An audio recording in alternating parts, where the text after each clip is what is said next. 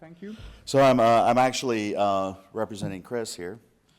So the work that we've done, we didn't want Chris to give every talk in this session, so we decided to give him this one off. And thank you very much for inviting me to speak in his stead.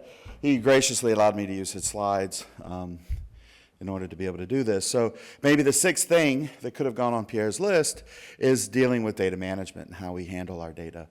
And it's a very kind of interesting thing, and I think it's been done very well, much, as a testament to what Chris has done with the bids. But it has implications in a variety of things that we do, and particularly the reproducibility of our science. So at the end, I'll kind of talk a little bit more about that. But the ultimate problem is now we're, kind of dealing with this deluge of data, right? And it's only going to be bigger and worse. And as, neuroimaging scientists moving forward, we're going to have to be prepared to deal with more of it. Another kind of interesting backdrop when it comes to this is initiatives from the U.S. federal government, and I know other countries' federal governments, such as the Obama Brain Initiative, they are requiring and mandating data sharing of their data. And one of the number one reasons that people give pushback to this isn't because, how they feel about the actual open sharing aspect of it, but they complain that they don't have the infrastructure and the resources to actually do the things necessary to share their data. So this is things like anonymize their data and organize their data in order to be able to do that. Well, what it comes down to, and kind of the problem that is indicated by that, is that maybe these PIs are not using the right things in their labs to organize that data already, right? So all of the informatics people who are saying, well, you're creating the interface, and they say, well, this is how you have to give the data to us, their expectation is that the people who are maintaining their own data are doing it in such a way that it should be straightforward and easy.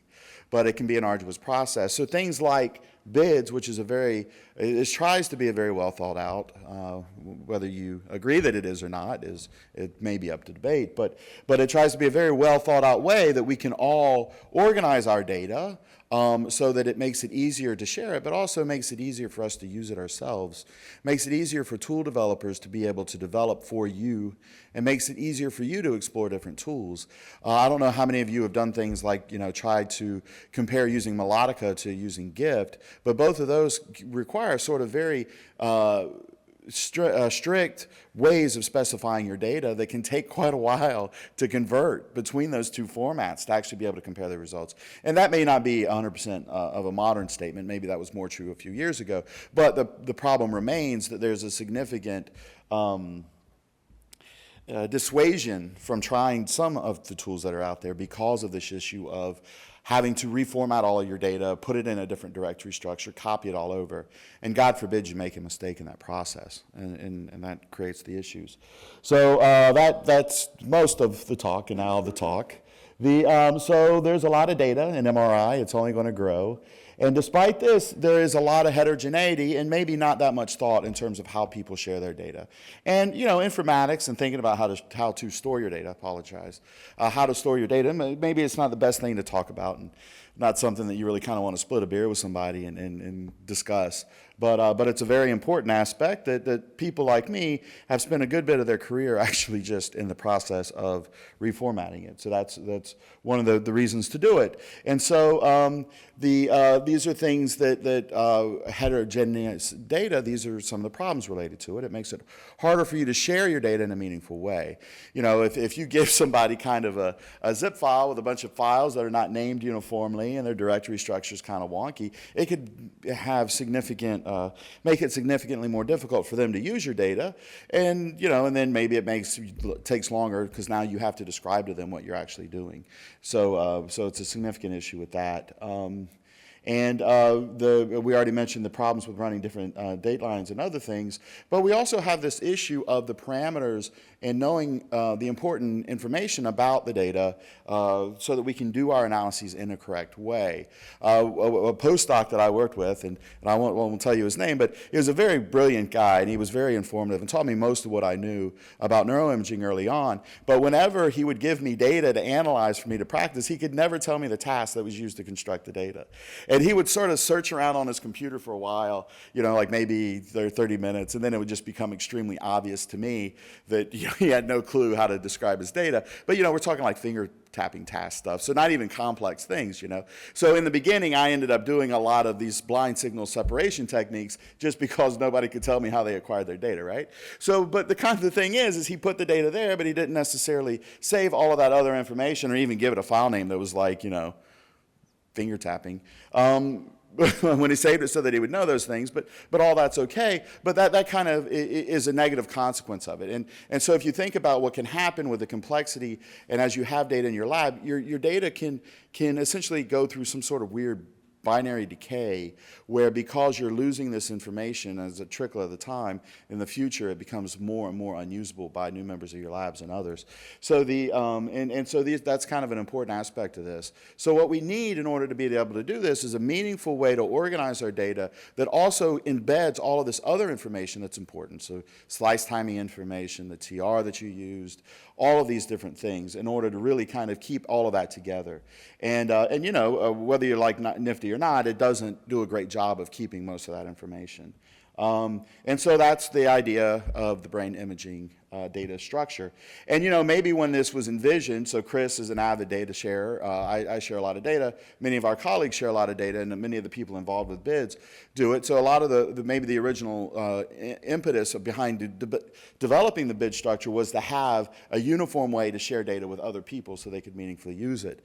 And then, as I've mentioned before, now it's becoming much more broad and much more important to a variety of different people in terms of how they would use it. So of course, to the big dogs, to the lab PIs who invest a lot of time and effort in collecting these data, the benefit is that your data doesn't decay in usefulness over time, right? I mean, we would all like to be able to, continue to use the repositories that we've collected several years ago in the future with our next postdocs or grad students who come into the lab. So that's a very important aspect of it. Also, if it's done and codified and the tools are built in the right way to enable to do this, then maybe it can be done without the PI needing to invest a lot more in terms of infrastructure to be able to do it, right? They don't necessarily need to hire an extra person in order to be able to just handle their data, hopefully.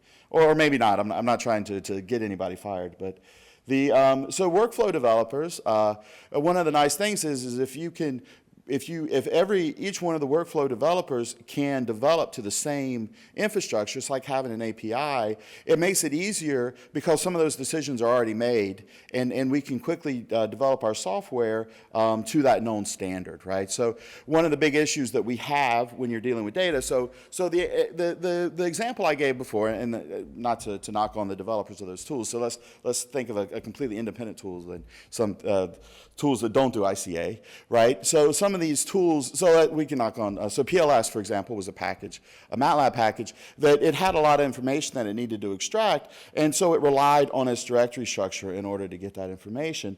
And so many people complained about that. So then, learning from those mistakes, newer tools developers, or the next time you develop these tools, you try to make things that are very generic and non-specific so that you can support everybody's data structure, right, and not make them redo things.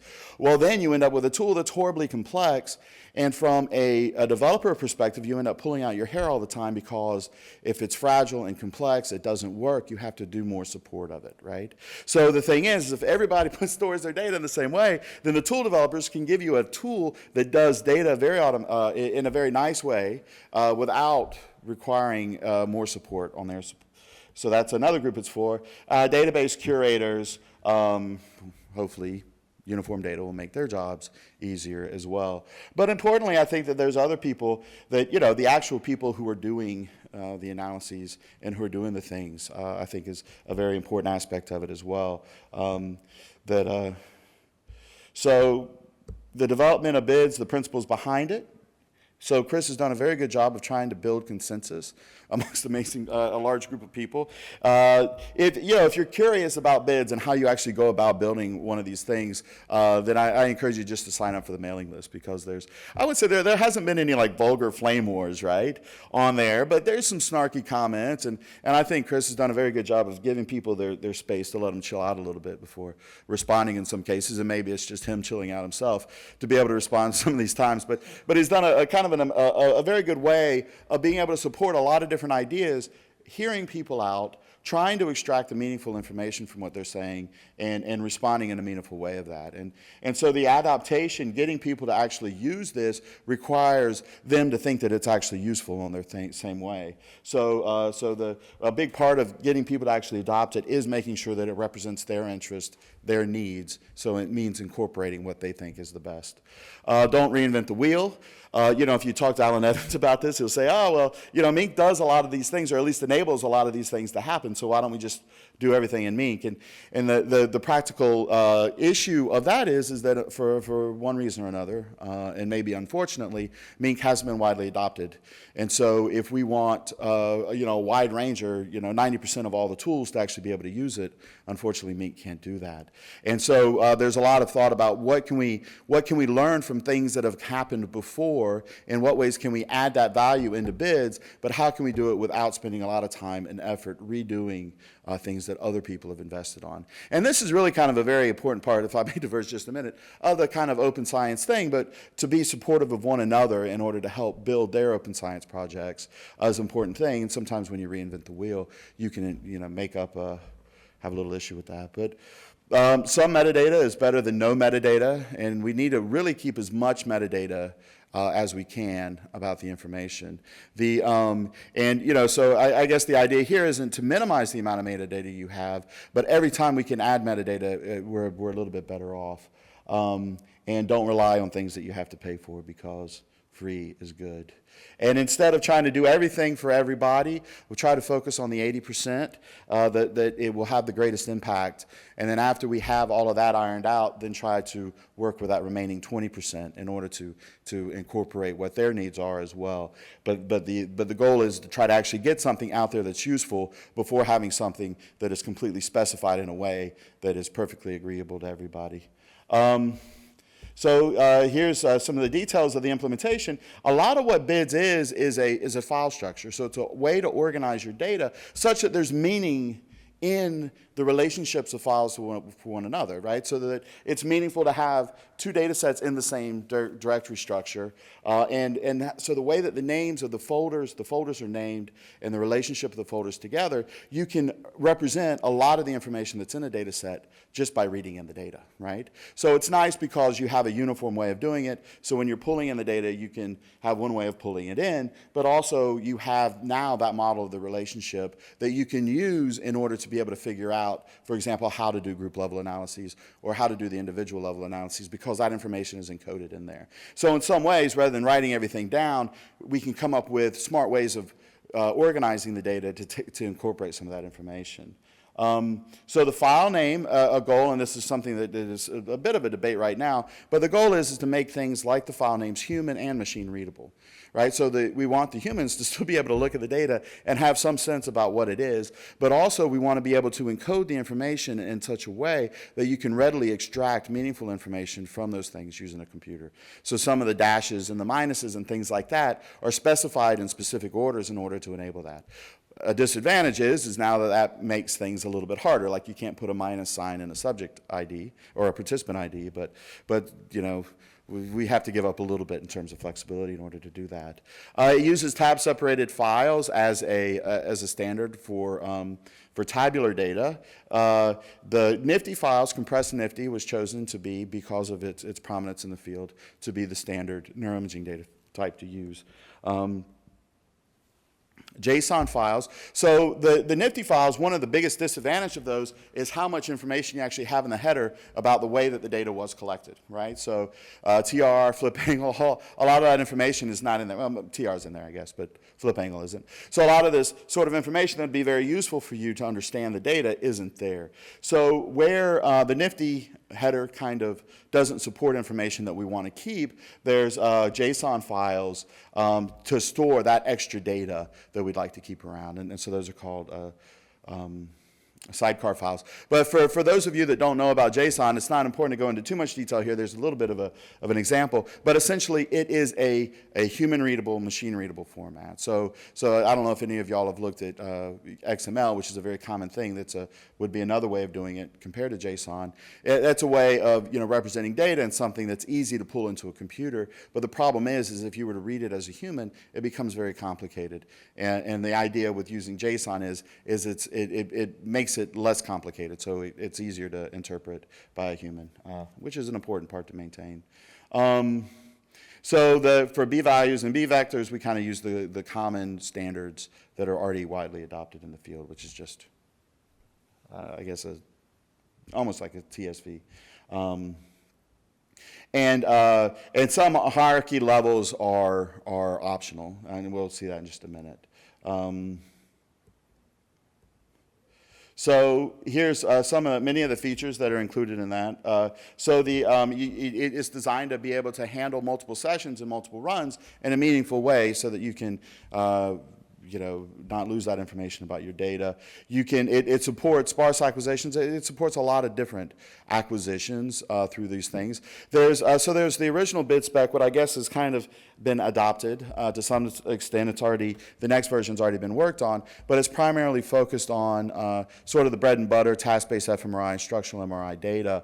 There are a lot of new data sets and different acquisitions that are being supported through various add-on files, and it's a very active area. So if you're, for example, doing multi-echo fMRI, there's an initiative to incorporate standards for that as well. So it's meant to be flexible to incorporate all of these things, but maybe not all of these things are already supported in terms of different acquisitions and different things. And so there's a lot of really good, a lot of need from you in the community to kind of help out and to talk about these things. If you read on the mailing list, it becomes very often obvious very quickly about the things that people don't know a lot about, like quantitative MRI. And so it makes some of these discussions a little bit more complicated. So having experts in the field that know a lot about these things can quickly come up with obvious ways to do it. So it'd be great to get more support in those things.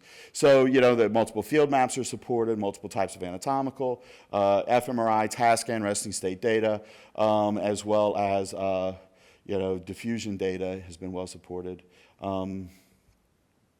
And also there's a lot of support in there for behavioral information. So this includes assessment information from individuals, as well as task responses and things of that nature in there. So it's meant to be very broad, even though it's done primarily by, in this context of MRI neuroimaging. Now the goal is to, it's being adapted by PET and other types of neuroimaging. I believe there's some people that are interested in doing it with EEG as well. But the goal is to encompass all of that information. These are kind of the things that have already been supported.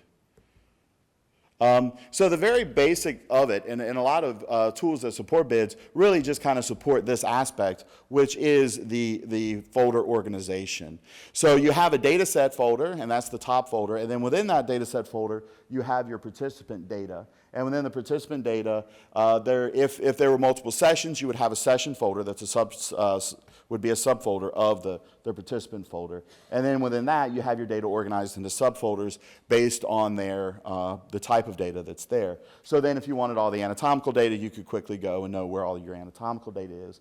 As I mentioned before, there's a lot of, the file name is meant in a way to make it easy to parse and to be machine readable. So you can quickly extract, so it's made up of key value pairs, right? So you see it starts with a subject, with a participant ID that's got sub in there. And then you have a task minus in back and then bold. So task minus in back, that is a key value pair. Sub minus and then the identifier, the participant ID, that's a key value pair. So you can think of that as a dictionary, right? And so you can quickly take that file name in programmatically convert it into a dictionary and then represent everything as keys. And so you could pull out the task ID or other things. And so it's meant to be where you can tell pretty much a lot about the information just from the file name. And so in the earlier versions, or in the current versions, you have things like special tags that handle different acquisitions, to handle different runs and different things like that, and those would show up as key value pairs as well. As we try to incorporate more information, though, of course, the file names get really long. So we're trying to figure out what the best way of doing that is. But this is sort of the basic idea, is you organize your data in this way. In many ways, each participant's folder is self-contained, right? So you have, within that folder, you have information about how their particular task that they performed, the structure of that task, so they can do the analysis of that task and other things. There's also a notion of inheritance. So if you have things that are identical, so everybody does the exact same task, you don't necessarily need to have that information for each participant or duplicate it. Something that's in a higher level folder, so like for example at the subject level folder, a file, a JSON file or a TSV file that's in there would apply to all of the participants in that data set. So you kind of, things that are at the higher level are inherited by things at a lower level, but the lower level can redefine some of those things, so you just got to watch for that. So here's a TSV. That's an example of what a TSV looks like, but also what your events file might look like if you were doing a task. And so the TSV is tab separated, so the spacing in there are actually tabs. So this is the same as a 1D file format for AFNI, and it can be easily read in by most different tools that are out there. So this is a metadata file, and this is an example of what I was talking about with the JSON file, and it gives you a flare of the human readability as well as the machine readability part of it. So there's essentially, so this, within those curly brackets, you can think of this as a dictionary. Each thing in parentheses is a key value, which would be, or you could think of as sort of a variable name, and then the actual values are there. So you can have, for example, for /timing, you can have a list there, and you can have the other things. So the nice thing is it's very quick to read this in to a programming language and do things with it in a very meaningful way. But also, as you can see, you're not looking at a gobbledygook file that's, like a whatever. Can't be read by your students or your colleagues. And then there's also at the top level a demographics file, which has, contains the top level information that you could pull in for maybe a group level analysis. So the keys to success, we've kind of already talked about this, and it's already been, I think, widely successful. Are there any tools that have just sort of are not adapting bids? Maybe the right way to say it. Pretty much everybody has adopted bids, and if you go to some of these working groups that Chris has and the CRN has, there's everybody's there. So SPM's there, representation for FSL's there, representation from a lot of these broad different tools. And if you look at the actual paper that came out of the bids specification, you can see by the author list that it's very much a lot of the communities involved in all of these things. Chris has also created a great validator tool. It's a JavaScript-based tool. It's also, so you could run it from a browser, or you could run it locally, and that will read through all of your structure and make sure that what you have conforms to the bid specification. And if it doesn't, it'll give you advice on how to improve some of those things or tell you what it doesn't work. So a lot of tools are already adopting this. So CPAC is a tool that I developed, and I'm really excited about bids because it allows me to be able to extract and get a lot more information about the data we're processing without having to go back to the user every time. And the nice thing about that is it makes the tool more usable by people who don't necessarily know all those parameters themselves, but also it reduces the number of errors they make when they may have, make a mistake in terms of entering that information. So that's been extremely useful for me and I believe other pipeline developers as well. And it's also getting support from a variety of different databases. I know that XNAT is creating a plugin that will automatically export data from your DICOM server in the bids format. One thing that's up here that's a Hudakov, which is a heuristic DICOM converter, is a very nice tool that's being developed by Satya Ghosh and Yara Kalchenko and others that will directly take your DICOM data, so like the gobbledygook DICOM data, file names are just numbers and weird symbols, and convert all that into a nice bids format automatically. So hopefully once all of these tools are developed through the efforts of Chris and others in the community, you'll be able to put everything in bids without even knowing that you put everything in bids, maybe. And so another thing, and we mentioned a bit about the reproducibility, about something this enables, and I mentioned briefly about this idea that you could use different tools on that, and Chris is really pushing that forward as well as other members of the community with this idea of a bids app. And so this is a schematic that he's drawn about a basic idea where you could have your, all of these different workflows that are kind of represented as these black boxes. And if your data is uniformly represented, then you could just apply another black box to that data, and then you could look at the different outputs and how they're changed by that. And it's sort of a thing that it adds extra value to being able to put your data in these unified formats. And so he's created these bids apps, which are containers, and we don't necessarily need to go into a lot of detail about that there. Greg did an outstanding tutorial on that this morning, but there's people around the Open Science Room that can help you learn about that a little bit more. But now that you have these containers, you can essentially run anything on any data, right? And so if I share my data with you, it's in bids format, you can take a completely different container bid app and run it on there, and it should work, the parameters and all of that information it should be able to extract without a lot of trouble, which is really where this starts to show added benefit, a great fold of added benefit in the field. One of the things he's also been working on is daisy chaining apps together so that you could do multiple individual level analyses, so you have your pre-processing pipelines, and then come in and do any other group level analysis you want to do. So that takes us to the next level. So everything I've showed you so far is raw data, and but the next part of it is what we're working on is called a bids derivative specification, where a derivative is your outputs. So the outputs of your individual level thing, and then we can put it into that second level analysis. I think the red light means that my time's up. But anyway, I'd like to thank you all for listening. Hopefully this has been informative. If you have any questions, I have virtually no time, but we could probably handle it if you like. Huh? Oh, we got time at the end too, so maybe not. Any questions now? All right, thank you very much.